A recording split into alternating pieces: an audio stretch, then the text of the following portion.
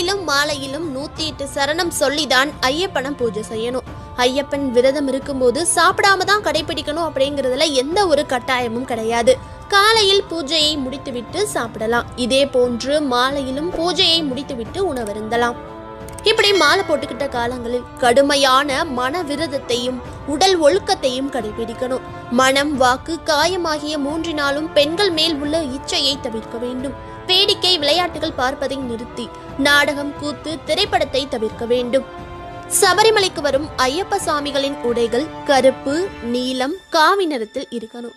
எதனாலனா கருப்பு வண்ணம் அணிவதால் சனீஸ்வரனையும், நீல வண்ணம் அணிவதால் தர்மசாஸ்தாவையும், பொன் வண்ணமாக அணிவதால் பரமேஸ்வரனையும், பச்சை வண்ணம் ஸ்ரீமத் நாராயணனையும் திருப்திப்படுத்துமா. இவை தற்காலிக சந்நியாசத்தின் அடையாளங்களா இருந்திருக்கு. காவி நிற உடை என்பது நிரந்தர சந்நியாசத்தின்